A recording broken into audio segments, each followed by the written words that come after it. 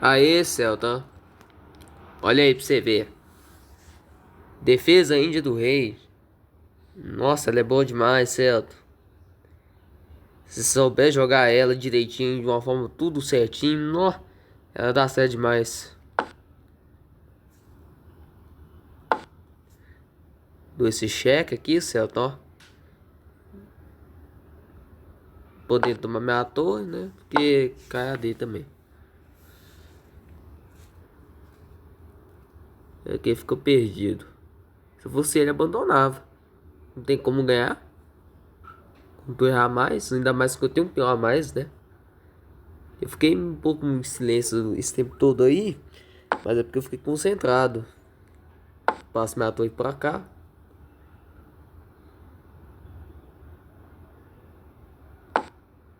Captura esse peão.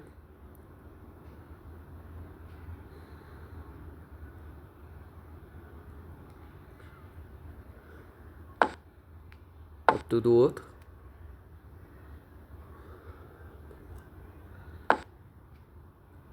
Captura o outro.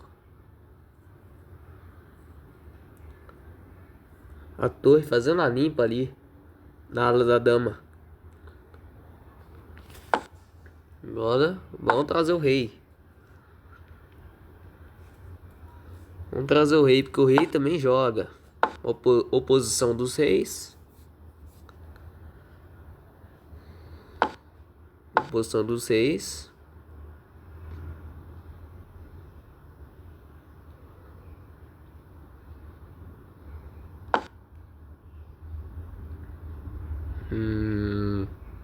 Aqui.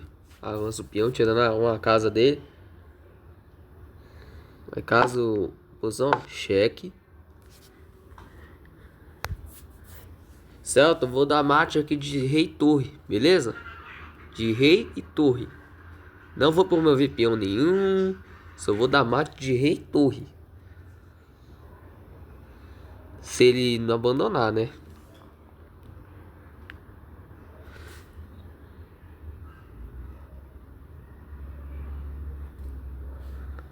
Vamos ver onde pra de vão ter vão. Onde vai esse rei dele.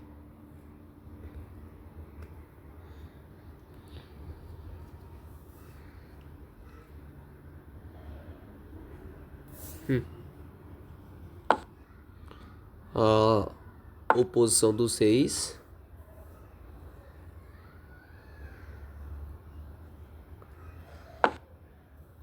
Aí ele andou pra lá. Corta o rei dele, corta a passada do rei.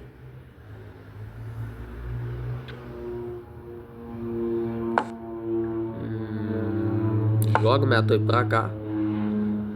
Cortando mais ainda as casas do rei, tirando as casas do rei.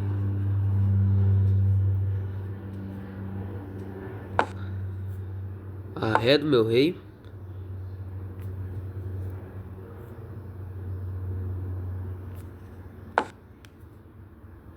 Oposição dos reis.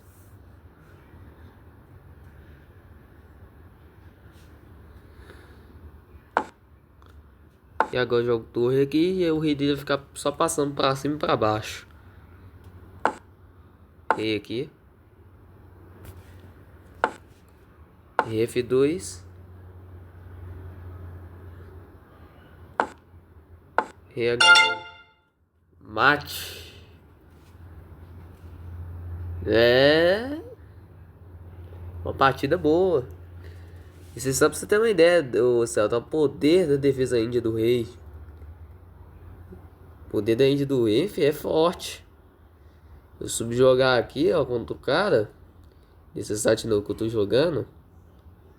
Você viu que eu destruí ele pouco a pouco. Aqui, ó. Começando, jogou com cavalo F3.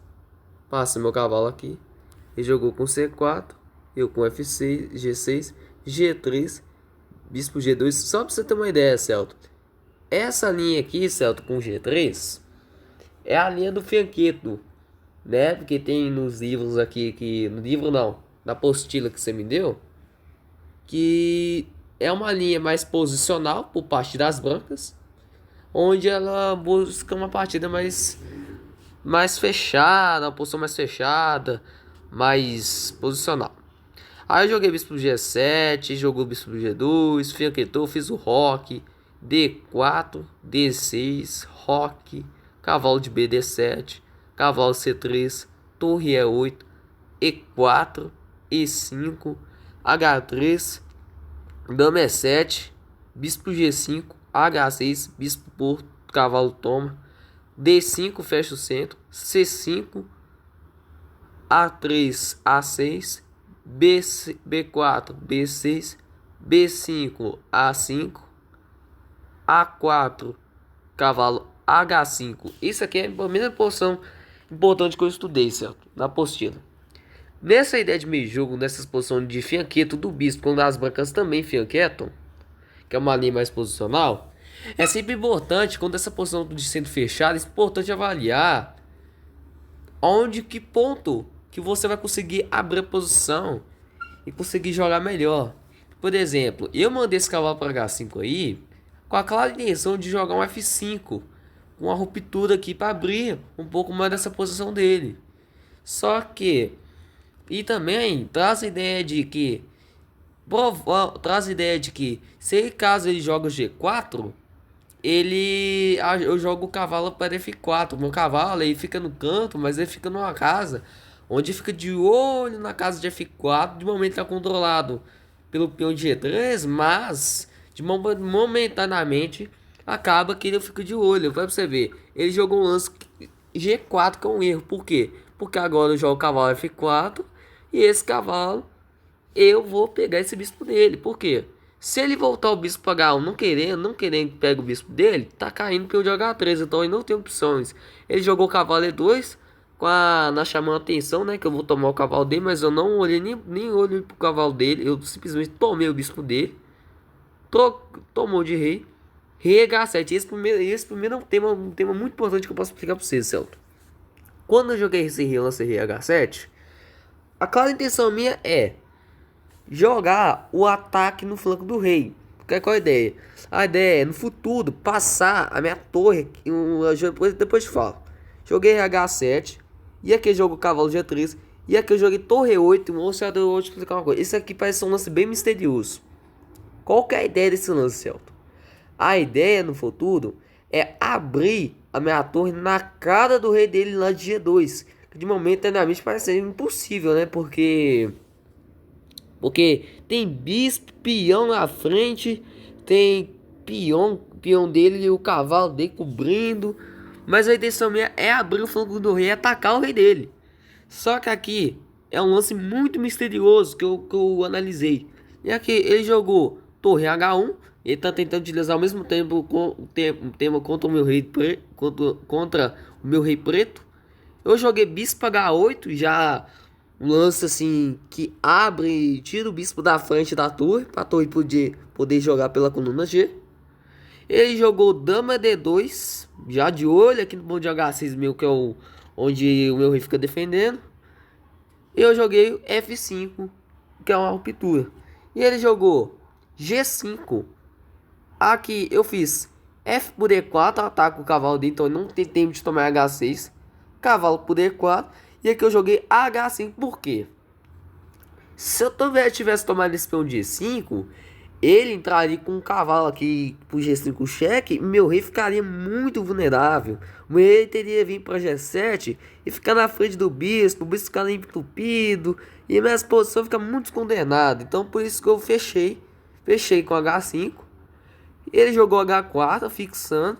Eu joguei bispo G4, saindo, botando bispo de olho no cavalo dele de F3, vai deixar fazer a torre para F8, posicionar o cavalo.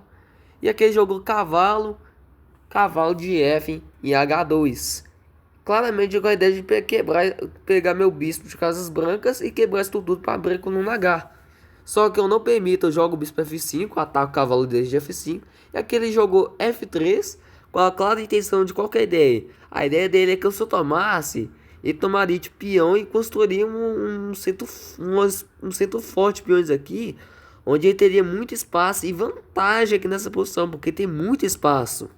Então aqui eu joguei torre de A em F8, ele jogou cavalo F6 cheque. Aqui eu abro mão do meu bispo de casa escura, peão porque nessa posição não vale a pena sacrificar minha torre, porque minha torre não tá valendo, não tá fazendo, é muito importante para trabalhar nessa coluna F. Então eu aprovei nesse momento, elimino o meu bispo que tá trancado dentro da estrutura. Ele tomou, eu tomei de dama. E agora, depois dessa retomada, você pode ver que tem uma pressão aqui nessa coluna F. Você pode ver como é que aquele lance de Celton, desde aquele lance torre em G8 e torre G8, você viu que foi um lance bem misterioso. Eu tava pensando lá na frente como agora tá acontecendo. Que agora tem uma pressão na coluna F, minha torre aqui em G8 fica de olho em G6 na defesa, meu bispo tá bem colocado. Olha pra você ver como é que as minhas peças estão bem colocadas. A torre e a dama tá bem ativa, tá pressionando pela coluna F. A torre de 8 fica sobreguarda do peão de E6, mas ela logo poderia ter ideia de triplicar. Só que ele jogou cavalo F1 e eu joguei bispo D7, recolhendo o meu bispo e abrindo a coluna F. Ele jogou torre H3 defendendo. Assim, eu podia ter tomado essa torre, mas eu preferi uma coisa melhor, Celton. Eu joguei dama D4, propondo a troca. E depois das trocas, parece que agora ele pode simplesmente voltar a torre dele, que estava sem pendurar. Mas a ideia minha, Celton, não é ganhar material. A ideia minha é que eu tô percebendo o quê? O que eu tô percebendo? Que esses peões dele aqui são peões fracos. Por exemplo, esses o peão de C4 e o peão de A4 são peões muito vulneráveis, muito fracos. Por exemplo, a torre de A dele não joga de forma nenhuma. Até agora não jogou na partida. Por exemplo, por que você acha que eu não tomei aquela torre de H3? Porque a torre dele não tá valendo muito a pena. O meu bispo joga muito mais do que a torre dele. A torre dele joga muito pouco. Então, eu tô avaliando, Celton, uma coisa assim, tipo assim, quando uma peça agressora, ela está muito ativa, vale a pena você trocar a peça que tá menos jogando pela peça que tá mais jogando do seu adversário, vale a pena. Mas, por exemplo, o meu bispo, ele joga muito mais do que aquela torre. Porque se eu trocar aquela torre pelo meu bispo, fico com a qualidade a mais? Fico. Mas só que ele tem um cavalo ainda, que pode dar seus pulos ainda, ele tem muito recurso ainda. Só que aqui o que acontece? Ele jogou cavalo E3 e aqui eu falei assim, calma lá. Vou tomar esse afio aqui e vamos pro abraço. Porque aqui eu tomei essa torre dele, né? Já ganhando essa qualidade dele. Mas naquele momento lá, Celta, eu vi pela análise aqui, que naquele momento tomar aquela torre dele não valia muito a pena. Então agora vale a pena. Porque agora depois da tomada, toma aqui F3, ganha o cavalo. Torre F1, torre G7, né? Impedindo que a torre dele não se filtra pela sétima fila. Eu jogou torre F2, eu joguei torre F8 cheque. Ele jogou rei por E3, torre por F1, rei E2, torre F4, rei E3, torre por H4, rei F3, torre por C4, rei E3, torre por A4. E aqui eu vou trazer meu rei e eu vou utilizar aquele tema do mate de rei e torre, que é um lance, uma ideia muito interessante de saber como usar esse mate. Olha pra você ver como é que eu fui dar um mate. Fui cercando o rei. E aqui finalizei com mates com tomates. Então essa foi a partida, certo? Eu espero que você tenha gostado e fui.